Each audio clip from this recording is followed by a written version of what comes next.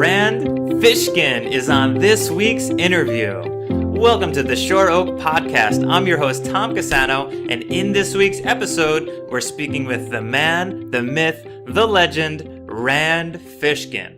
I feel that Rand needs no real introduction. Basically, in my opinion, he built the SEO industry as we know it today. He founded Moz. He's been a tremendous influencer, doing Whiteboard Fridays every Friday of every week for years and years.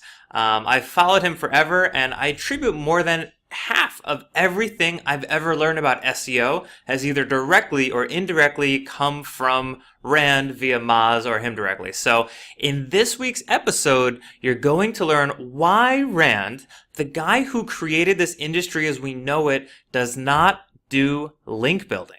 And you're going to learn how to storytell and be empathetic instead to earn links and more from influencers. You're also going to learn what a little gelateria in Seattle can teach us all about link building. If you're enjoying our podcast, please subscribe. Let's take a listen. Hey, Rand, thanks so much for joining us today. Hey, Tom, it is my pleasure. Thanks for having me. Yeah, no, my pleasure as well. So there's some changes going on right now. You're leaving Moz February 28th. You have a new book coming out, and you're also starting a new venture. Do you want to tell us just, about some of these changes happening now? Yeah, it's not a big deal. It's real easy to just leave your job and instantly start a new company and also publish a book. No, it's been a crazy time for sure, and had more than its fair share of ups and downs to get here. But yeah, you framed it succinctly. So February 28th is my last day at Moz. I'm leaving under okay but not awesome circumstances, and I have a non-compete with Moz as far as SEO software goes, and we'll be starting a new company in the web marketing software vein, but not specifically SEO. I expect it will take at least 6 to 9 months to build and launch a product. So it might not even be in 2018 that you see a product from this new venture. It might be 2019. I have been, having a bunch of conversations with folks about everything from, getting accounting set up and payroll and business accounts, got almost all the legal documents finalized, still in the process of setting up health insurance, in the process of, working with a guy I think is going to be my co-founder on the project, and then building out the website for it. So long list of things, and then trying to validate whether it's the right product, as well as getting ready for this book launch, which is coming in April. Great. Yeah. And, so I guess two things. One, for the new company, it's a SaaS. It's around web marketing. Are you guys taking outside funding? Is it self-funded? Yeah, so my plan currently is, just because I have a large network of lots of very kind folks who have said, Rand, whatever you do next, I want to invest in. And so, my wife and I had a conversation. I was like, well, I feel like I could probably bootstrap it. She's like, let's just take a little bit of be the safe thing to do. And so, yeah, probably going to raise a small angel round. No venture for me, not this time anyway. I've had challenging experiences with venture. I've had very good experiences with the investors that I've had on a personal and professional level. Brad Feld from Foundry and Michelle Goldberg from Ignition have both been great, but the venture model comes with a lot of challenges and externalities and forcing functions that do not fit who I am and what I want to build and how I want to build it. So venture, I'm going to try to take it off the table for this one. And you have like a mission or a sense of direction already? Is it like to help marketers do X, or? I have a personal mission that I've had my whole career, including at Moz, which is just to help people do better marketing. And this is in that same vein, but so, broadly speaking, where I want to help with this new company is in the world of demand generation rather than demand serving. So how do I get an audience that I'm interested in to care about and want a product or a service that I have? How do I get them to be aware of me? Rather than how do I serve existing demand that's coming through a search engine? And yeah, TBD on exactly how to, productize and monetize that. But that was my sort of thesis, is that I want to go up a level to be able to help folks who don't necessarily have search demand, or have search demand, but it's small in comparison to what they think they could get out of a market. Cool. And about your book, like, I guess it's kind of hard to summarize, right? That's the point of a book, is there's a whole lot in there. But what do you feel like you want to be the key takeaways for the reader, right? Someone reads it cover to cover, they finish, and like, what do you want them to come away with a sense as these are the primary principles? It's funny you ask, because my editor, my publisher, sort of asks the same question, right? Publishers really like books that are, business books that are singular in their focus. And I hate those books. I really despise any book where you can read the Wikipedia summary of the book and come away with the whole idea, right? Like, oh yes, I completely get that concept now because I read the summary, right? Or this could be fully explained in a paragraph. That it frustrates me so much. Like, well, why is it a book? I mean, I get that there's a lot of detailed research that goes into many of them, and you're sort of making your case, improving it, and then applying it in different ways. But that type of book really frustrates me. So this book is kind of the opposite. It is the story of a long journey through building Moz, being CEO for many years, stepping down, and finally departing the company. And it, along the way, essentially each chapter takes a piece of Silicon Valley wisdom, right? So something, for example, the concept of the MVP, the minimum viable product, and sort of adds nuance and tries to dismantle the common perception of how that is. So, my thesis in the book, in this one chapter, is the MVP can work great in certain situations. One, if you're launching internally, and two, if nobody knows who the heck you are, and so you're not likely to burn your brand reputation anyway with an early product. But it's terrible if you are trying to build on a reputation that you already have, or compete in a crowded marketplace, because people generally remember you for the first time they see you, right? And that association carries through. And so, it's not like we go, oh yeah, well, I guess Microsoft's Bing did become a really good search engine. No, nobody thinks that, right? What do we think? We're like, Bing, terrible. I tried it 6 years ago. It was awful. Never trying that again. But that's dumb. There's, hundreds of engineers working on it every day, making it better. It could be quite a bit better than Google by now. And none of us would know because they launched an MVP. Not the wisest move, in my opinion, right? I think if you're going to compete with Google, you got to come out of the gate obviously considerably better than them, and then you can be considered. So this is sort of the challenge, and I do that with a lot of different things, right? With raising funding, I do that with starting a services business and pivoting it to product, which is generally recommended against in the Silicon Valley lore. I do this around building a suite of products, or trying to serve a larger market versus focus.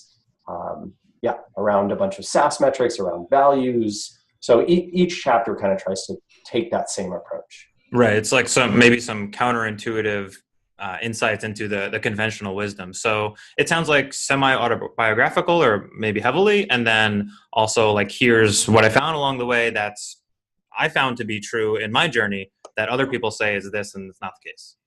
Right. And most of the chapters sort of begin with a story and then go into a dissection of the benefits and drawbacks of the wisdom. And then we'll explore other examples from other companies, and research examples and stats and that kind of thing. Mm-hmm. Really cool. Really cool. Okay. So I have to shift gears to SEO, because let's do it. You're the SEO guy. I had a couple of scenarios I was thinking. One is, let's say you're starting a new website. Well, you probably are starting a new website. So case in point. Let's say you buy the domain name today, and you're going to lay out a plan of the next 3 to 6 months, 12 months of, in terms of SEO, we can think about the on-site stuff and the link building, is just one way to break it apart. So if we talk about the link building for a minute, how would you sort of plan out how we're going to pursue link building over the next 3, 6, 12 months, and what's going to work in terms of getting obviously authoritative, trustworthy, relevant referring domains? Because that's always like the thing, right? How do we get those? So what would be your sort of strategic approach if, of course, you had limited resources and maybe however many strategies you could, use on a small budget? Yeah, so for me, I tend to take link building out of the strategy portion of the equation and add that in at the tactical level later. The strategy for me is, how do I get a large group of trustworthy, authoritative folks to know what I'm doing, care about it, pay attention, and want to amplify it, right? And so that is essentially asking the question of this new company, this new product or project, who will care enough to amplify and why? And building out that answer usually gives you the folks who can be, your best link builders over the next few years even. And I think that means having positioning that is unique, having your product or your service in a space that you believe can get attention, right, where the air isn't all sucked out of the room already, that you have some solid knowledge of the people who cover this space, whether that's journalists or bloggers or social media people or very trade publication-y industry type groups, whatever it is. And then I think there's also a significant advantage in finding very specific sort of creative vectors along which you can achieve some amplification. For example, one of the things that I asked our designer to do, I'm working with a contract designer who's a friend, and I asked her, like, hey, I would like, check out a bunch of these CSS galleries and sort of award-winning designs of the day websites. I'd like to be able to at least submit to a bunch of these. So can we be relatively creative and sort of high quality and polished rather than just purely bare bones functional with the visual design? Because I know that's a way to get a lot of amplification from an audience that I kind of want to reach anyway, and also awesome for links, right? All these places link out. If you've got fantastic design in CSS, you can get into, there's a couple hundred of these, right? I'm probably not going to submit to all of them, but you submit to 20 or 30 and then a bunch of designers will pick you up and submit you to the rest. So, great little sort of side vector for amplification and link growth. Folks have mentioned this in terms of accessible websites or websites that are built with particular technologies or websites or projects that have a very diverse team behind them, right? And can get amplification through those sorts of channels. So yeah, I would say all of those kinds of things are great for the strategy side of how do I get people to know about me. And then on the tactics, a lot of it is, all right, what sorts of individual blog posts or resources could I create? Or, what would be a piece of data or a visual or a graphic that maybe someone would pick up and embed? Or, let me go take a look using some of the tools out there. Let me go take a look at who's linking to 4 or 5 of the most highest domain authority folks in this space, and I'll try and reverse engineer what they've been doing. But that's at the tactical level. Yeah, and you sound much less enthusiastic about that part of it. But is it fair to say that the first part of what you said is, could try to be encapsulated with the term influencer marketing, or are you talking about something different? Yeah, no, I think that's fair. In a very broad definition, I worry that influencer marketing has become this way too narrow sort of marketing practice that now means reach out to people with lots of followers on Instagram and pay them money to go amplify your product, which is an extremely narrow tactic of what should be called influencer marketing, but it's almost dominated the whole field. So yes, I think that's totally right. It's influencers, it's journalists, it's publications, it's podcasts, it's events, it's everyone and everything that influences an audience.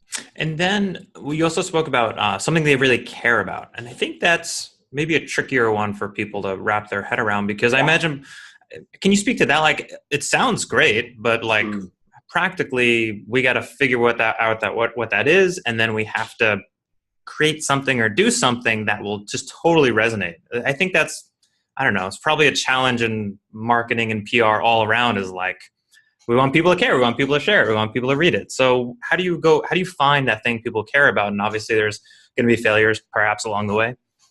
Yeah, so I have found, especially for more technically minded marketers, this portion of the empathy exercise, which is essentially, I need to put myself in the shoes of this journalist, this writer, this host of this podcast, this blogger, this Instagram account holder, this event organizer. That is a significant challenge for many of the people, especially in the SEO world. But I think that's the piece of the strategic question that if you answer, the link building tactics get 10 times easier. And if you don't have a great answer, every link is pulling teeth. But so I think you summed it up when you just said the empathy and putting yourself in those people's shoes. That's exactly right. So what you're essentially trying to do is learn enough about these audiences. I say audiences of influential people and publications and events that you're trying to reach, such that you have the capacity to see things from their eyes and say, I get why if I got an email from Rand and it said X, I would hit the report spam or delete button, versus if I got this other email Y from Rand, I would say, gosh, that's really interesting. Let's hop on a call. I do want to chat about that. That sounds like something that is useful, right? And there's a bunch of frustrating realities behind that for marketers. So one is, if I send something, if I send, let's say, pitch X to a journalist, right? And I say, hey, I'm building a new company here in Seattle. I thought you might be interested. Maybe we could get on the phone and chat about it sometime. You might be, up for writing about it in GeekWire or The Stranger or Seattle Times or whatever it is. And they might say, okay, Rand Fishkin, I've sort of heard that name around town. I know he's part of the Seattle startup scene. Yeah, I might get on the phone with him. Now, say you get the same pitch from Jeff Bezos's office. You answer that immediately, right? Like, no question about it. You are 100% in. You need that story. You need it before anyone else. You are on it.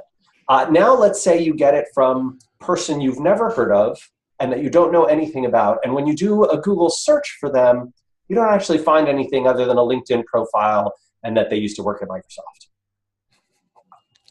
You're kind of out of the game, right? Real different story.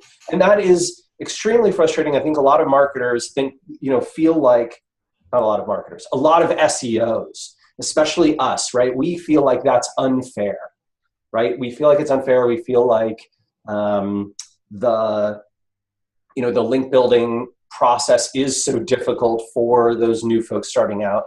And I think part of the solution to that also feels frustrating and unfair is, well, you got to go build your brand, right? You got to go do impressive, exciting things that get on people's radar before you're on that radar and get the benefit of the doubt in a pitch. And that is a real struggle to get some folks doing. I think especially because for so many of us, I don't know exactly when you started in SEO, Tom, but back in the early days when I was doing link building, full time for like 4 years in a row, it was not about who could you pitch or like having empathy for an audience. It was like, how do I find a little hole on the web that someone forgot to close up and sneak my link in there, right? And I mean that euphemistically in a bunch of ways, but that was classic link building. And now it's really, really different. And I think that evolution is still taking time to settle in. But so to try to repeat back what you're saying, it's basically you would see link building as more tactical, and you would see influencer marketing and being empathetic and speaking about something that the leaders or authorities within an industry would really care about. And then, of course, whether it's emailing them, creating that connection, you would just take that approach, and that would take care of the link building. So you wouldn't be looking to do these tactics to build links. Yeah, I mean, I look at the I look at the success of so many startups and early stage companies, technology and non-technology, that I've worked with or alongside. I'll give you two examples, right? One is my wife, Geraldine, is of an Italian background, right? So she was the first person in her family to be born here in the United States. All the rest of her family's from Italy, mostly like the Abruzzo region. And so her uncle, Enzo, and her cousin Marco, father and son team, they decided, hey, come to Seattle. There is no good gelato in Seattle. That's terrible. What a crime. Tragedy. We're going to open the first true traditional Italian gelateria in Seattle. You know how much promotion you have to do with that? Like, niente. Nothing. Seattleites are effing crazy for food. They love Italy, right? They love anything that's authentic. They love the fact that you go in and it's this father and son with these thick Italian accents. And, Enzo's English is barely there at all. And Marco's, pretty good. But it is a delightful experience. And the gelato is amazing. Just like that one time when you visited Florence, as a teenager. It doesn't need a lot, right? They set it up perfectly. They put it in the right location. They put it in the right city. They put it at a time when people are foodie obsessed. And so, of course, the day after they opened, 50 publications have already written about them. 50 links built. Boom. They're already ranking in the Google local results, even though they haven't set up a Google My Business listing. They're already ranking the Maps results for Ice Cream Seattle. Ta-da! It's cheating, but that's what I'm talking about when I say strategy versus the tactical side of link building, and I think that many folks forget about that. No, that's great. It reminds me of like Seth Godin when he talks about being remarkable, just being that kind of special, different sort of thing. And was there a second example? Because I was really getting into the story. Yeah, sure. So the second example, let's stay on a theme. I'll make it from the world of food as well, but it's sort of a technology and food startup. So that Geraldine and I are friends with the guys who created Urban Spoon. And Urban Spoon was sort of a Yelp competitor for a while, got bought by IAC. And the Urban Spoon guys did really nicely, but they all sort of went their separate ways. Well, so one of the founders, Ethan, and another Seattle startup guy, Joe, they had this funny experience. So Ethan's wife's vegetarian, but Ethan loves beef. Like he's a big into steak guy. And so his wife says to him, well, look, I don't have a big problem with you eating it, but if you're going to eat steak, I want you to find the most ethically raised, most humane, like non-factory farmed beef that you can. And so Ethan talks to a few ranchers, talks to some folks in Seattle, eventually gets some contact information. And the ranchers are like, okay, yeah, we do this small farm thing, and the cows taste a lot better, but we generally only do it for restaurants. But if you want to buy a cow and put it in your freezer, great. So Ethan sets up an emails 100 of his friends, BCC, and gets back, and basically says, hey, do you want to go in on a side of beef with me? We'll all put some ground beef in our freezer and some steaks, and you get a little of this and a little of that. He sends out 100 emails, and he got 88 replies. 88 replies saying, yes, I want to go in with you on a side of beef. And Ethan goes, oh my God, I think there's a business here. Like, holy moly, I'm pretty sure a lot of people want this. And so he and this guy, Joe Heitzberg, who's friends with, they basically build a logistics system whereby they work with, a few dozen small ranches here in the US and a few in Japan as well. So they're importing Japanese Wagyu, and then make this available on a website called CrowdCow. And you can become a stakeholder. They're very into puns, by claiming your share of cows. And of course, right, the beef tastes amazing. It's ethically raised, right? It skips the factory farming thing. And because these conversations are happening so heavily in sort of the food world all over the United States, what do you know, right? All Ethan has to do is tell this story a couple of times. And again, I actually looked at this. I looked in Google Trends. Pull it up and see. You can do this yourself. Search for Crowd Cow in Google Trends, and then search for buy steak online, right? Which is sort of like the key term, unbranded term for And the demand for them is already in their first year was higher than the search volume for buy steak online. Mind blowing.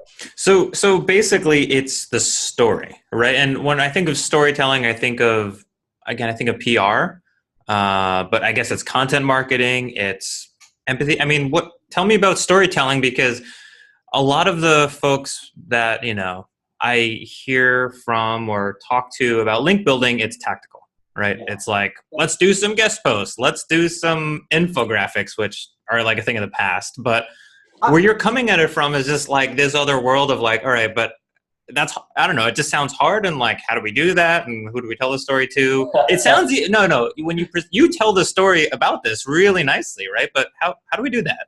Yeah. So this is the funny part, right? I think if you go and you talk to a PR person or a brand marketer or a CMO, what they're going to tell you is, look, the story, getting it in front of the right people, that's the easy part. The tactical link building, how do I do that? That's really difficult.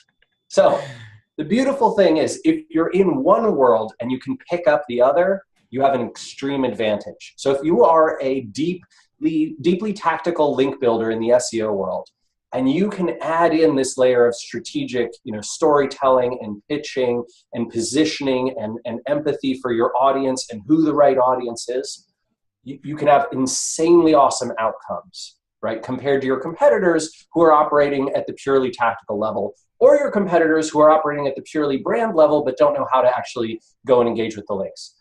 Infographics, embeddable content, data storytelling actually is a huge tactic in the link building world that I think is still very, very powerful. Guest posting, all of those things, right? Even just having the savvy to know, hey, someone wrote about me. Could you provide a link over to here? So few brand marketers pay even any attention to that, right? That SEOs have this immense competitive advantage baked in, and all we have to do is get the strategy piece right too. I say all we have to do, I recognize it's complex. Yeah, well, it almost sounds like going viral, where it's this thing where it sounds great, we all want to do it, but then, if you take a snapshot of 10 entrepreneurs, 10 business owners, whoever, and they're all going to try to do it, maybe like 2 of them or something can kind of do it. But this is the crazy part. If you take a snapshot of 10 entrepreneurs, 1 of them is going to try to do it. Okay. Because the savviness to understand that, hang on, I need to identify an audience of people who will amplify, and then I need to have a great reason why they're going to want to amplify. Do they want to amplify because it shows that they're part of a specific group, right? Which is a very powerful reason that people amplify, like political content online, right? And by the way, political alignment or social issue alignment is an extraordinarily powerful tactic right now. Crowd is a good example of that, right? They sort of go, oh, ethical beef, right? Humanely raised, non-factory farming, small ranches, right? And so you have an idealistic group of people who go along those lines, in addition to the people who are like, I like the taste of grass-fed beef, right? And so, you can get kind of both of those audiences. I don't think it is the case that you need to go viral. Like viral is. It just sounds like, it sounds nice, but it sounds really hard. And it sounds very unlikely for someone to pull it off, or you really have to be good, right? You got to nail it. I mean, if you're saying this requires talent and effort and creatively, I agree with you. And perhaps some failures along the way. Yeah. Oh, absolutely. Right. So, your first positioning, right? The gelato shop or the crowd folks, right? They might have been like, oh, I think we're going to position this as it's grass-fed beef and it tastes better. And we're going to do a bunch of taste testing stuff with influencers. And then they find out, oh, actually, you know what? These people are not picking it up. They're not broadcasting it. Maybe a few chefs are picking it up for their restaurant or telling a couple other chefs to order it, but it's just not a big enough reach. We need to go bigger. What's another conversation that's happening in our space that we can piggyback on, right? And I think that could very well be something that happens too. I mean, Moz has had this for a long time. We couldn't piggyback. There wasn't a story about SEO SEO was something that every journalist from 2000 to 2012 hated, didn't want to talk about, despised that their editors made them even consider, thought was black hat and sketchy. Every time they wrote about it, they wrote about how evil SEO was and how Google was the good guys trying to fight against it. So, there's no story, right? It was crap. We had to build our own, community and get people amplified. But once we did, right? Once we said, no, SEO can be this great thing. SEO can be this, quality practice that is truly worthy of investment and does not have to be done in sketchy ways and it is very ethical. We started changing the conversation, and suddenly we had tons of people on our side cheering, right? Fighting with us, with Moz, against all these other forces. And I think, that eventually evolved into, okay, now there's lots of SEO software companies and lots of platforms for SEO. And so Moz isn't sort of, isn't the leader in this sort of battle any longer. But, even 4 or 5 years ago, that was kind of the case. And that really carried our brand. No, great. And I hope you don't mind me playing devil's advocate. I just had to push back. I want you to. Good. You can tell I'm a contrarian. Right? I love being like, but hang on there, Rand. What about? Yeah, no, that's good. I never do this. Let me do like a lightning round thingy, because my whole list of questions didn't matter because we got into this, which is so fascinating. And it's probably one of the most important things, in my opinion, for SEO and link building. So quick, like lightning round thing. Which SEOs do you admire the most? Oh, gosh.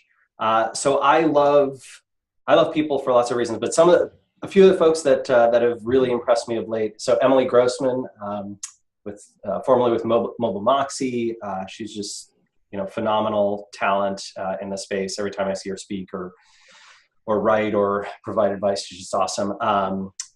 Ruth Burr, who used to be Moz's head of SEO, she joined a company called Upbuild, and they're all remote. They're based here in the US, but they have been really impressing me with some of their work and savvy. Love what they're up to. I have been very impressed with Siege Media. They're based down in San Diego. Ross Hudgens and the team there, they've done some exceptional stuff lately. Definitely worth a follow. And I also really like, I'm going to pull up her Twitter account so I can give it to you. Oops, that's followers. Followers won't help me. Thankfully, I only follow a few people on Twitter.